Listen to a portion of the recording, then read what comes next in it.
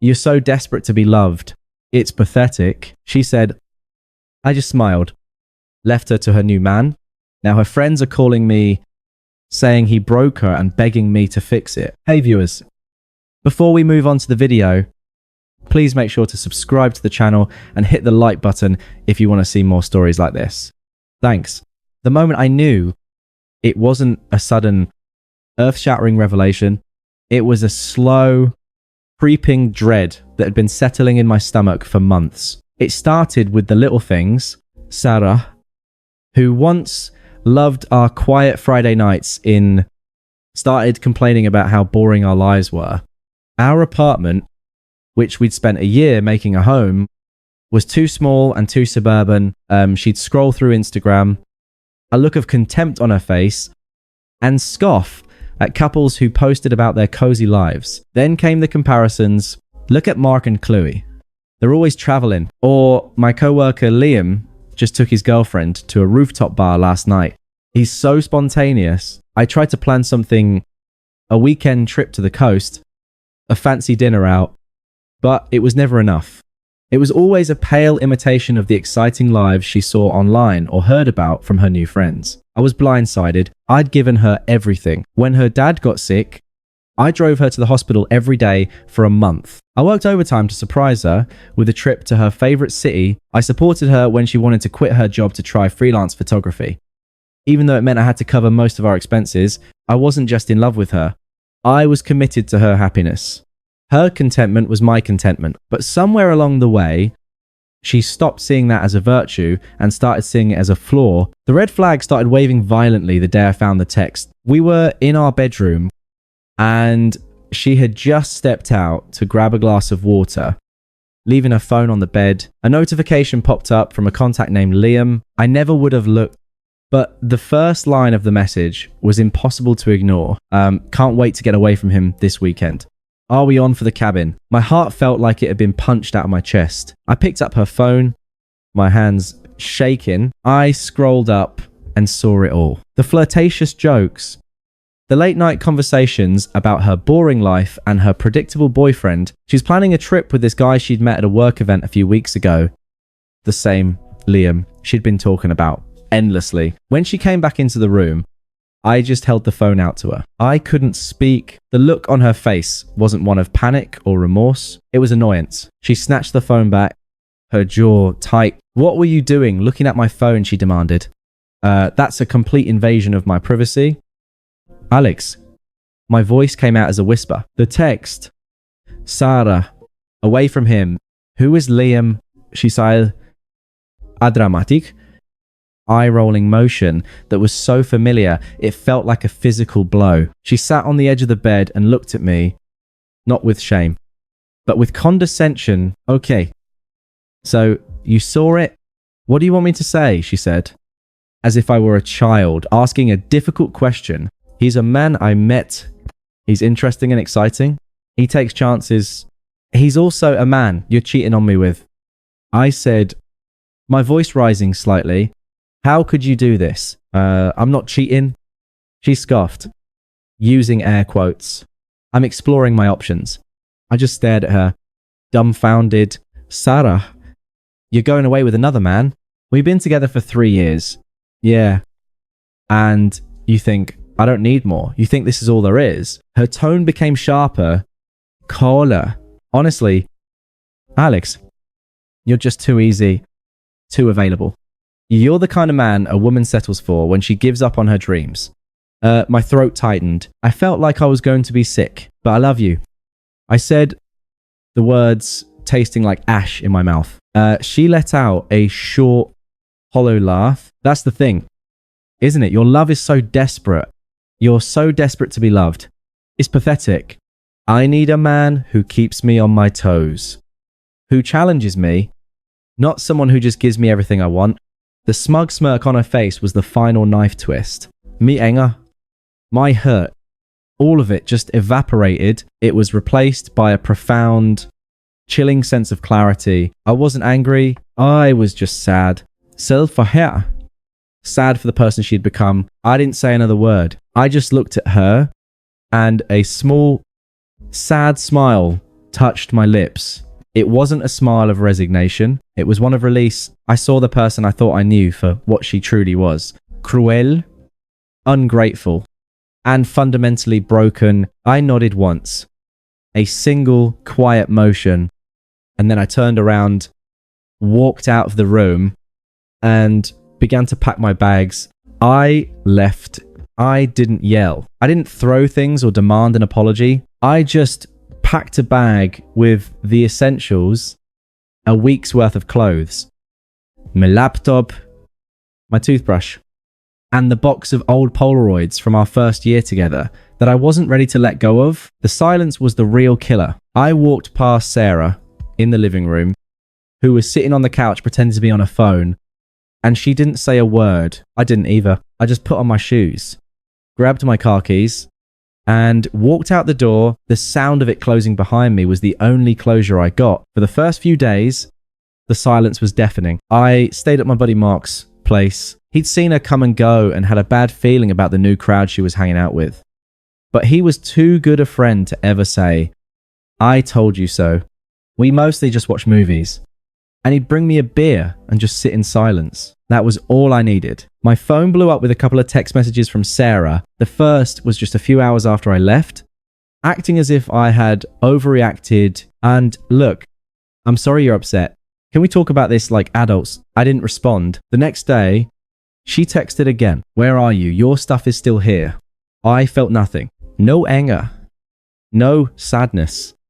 Just a numbness that was more frightening than any rage could ever be. I muted her and put my phone away. My life became quiet. I went to work, came home, and started running again for the first time in 2 years. I'd forgotten how much I loved the feeling of my legs burning and my mind clearing. I deleted my social media for a week, then reactivated it and unfollowed everyone who was a mutual friend of ours.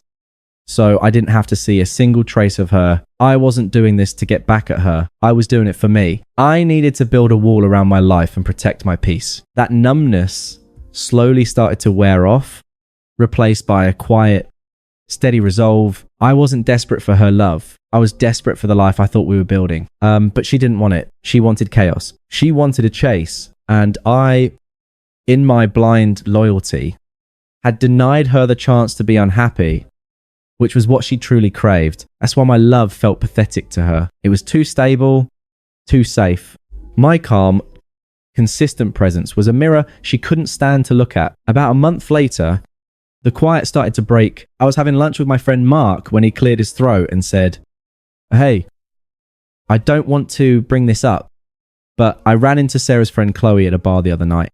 I just nodded, taking a bite of my burger. "She's not doing great."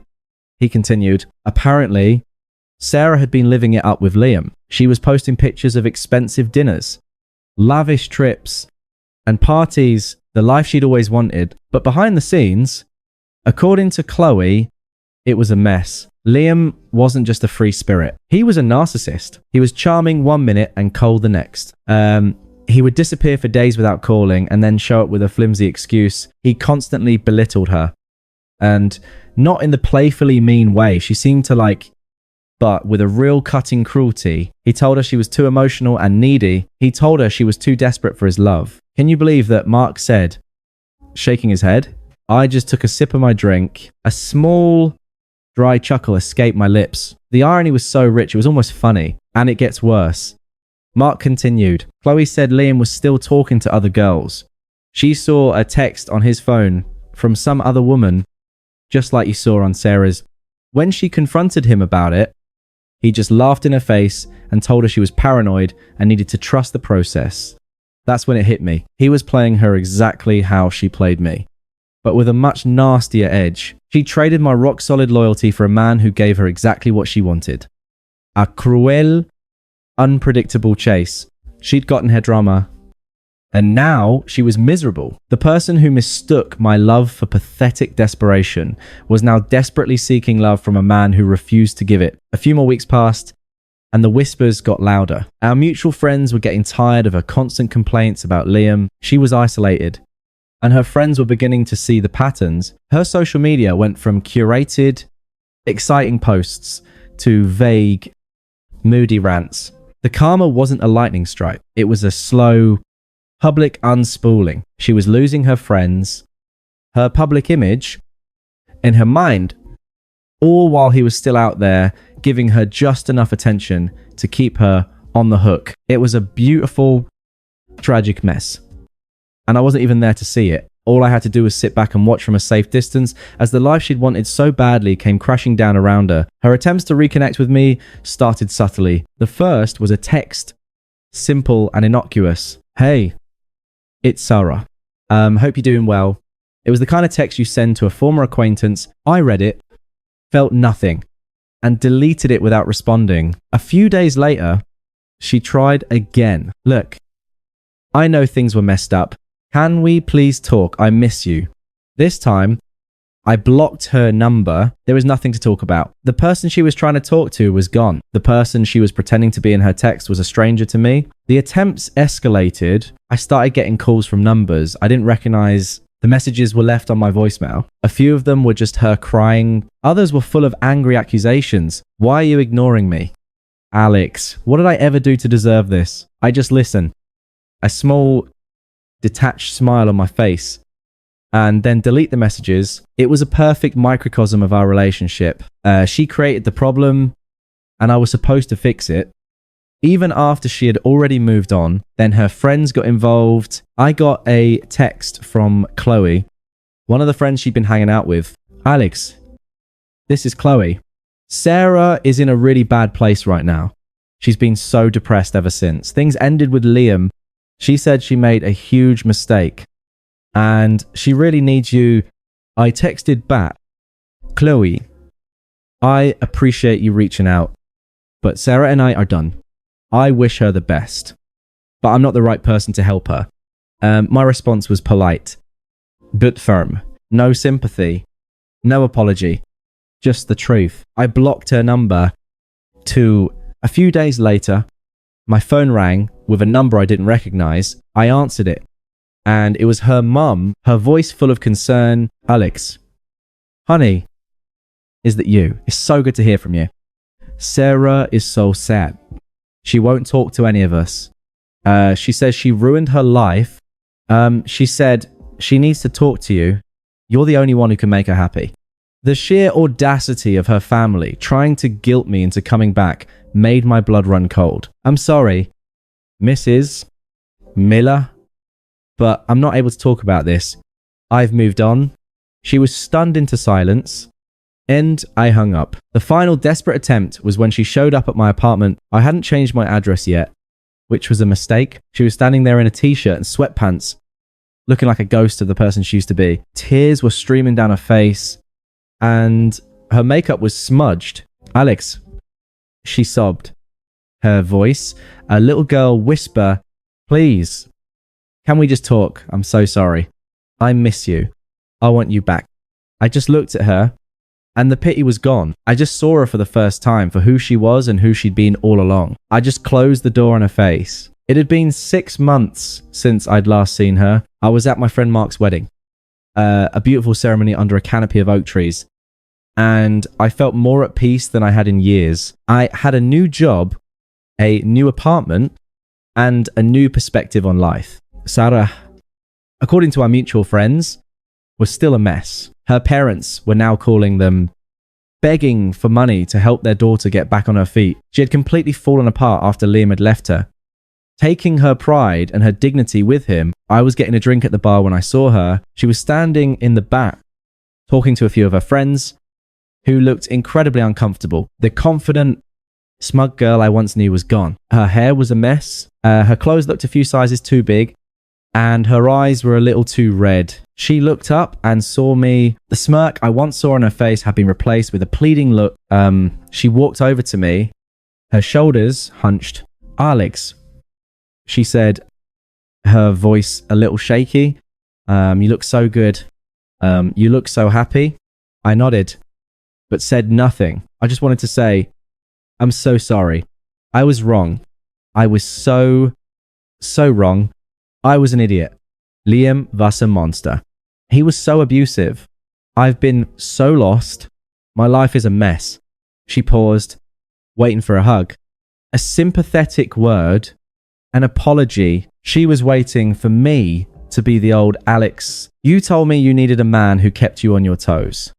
I said, my voice, calm, flat, and professional. It sounds like you found what you were looking for. And when you told me you were done with a man who was desperate to be loved, I realized that I wasn't just desperate. I was committed. You mistook my loyalty for neediness. And I'm glad you did. It set me free. And I was so happy I didn't stay with a person who didn't understand the difference. I took a sip of my drink, my eyes meeting hers. She looked at me, her eyes filling with tears. I miss you. She said, her voice, a whisper, I miss us. You don't miss me. Sarah, I said, a small, knowing smile on my face. You miss what you thought I was, a placeholder until you found something better. You miss the person who made you feel safe, who made you feel loved, who never let you feel lonely. I looked at her, a profound sense of peace washing over me. I'm glad you don't have that anymore. I'm glad you're feeling what you needed to feel. I'm glad you're finally learning what it feels like to be unloved. I took a final sip of my drink, placed the empty glass on the bar, and walked away. I didn't look back. She was no longer a part of my story. She was just a footnote in a long, painful chapter that I had finally, truly, and completely closed. Thanks for watching. Make sure to subscribe to the channel and hit the like button. What do you think about this story? Share it in the comments.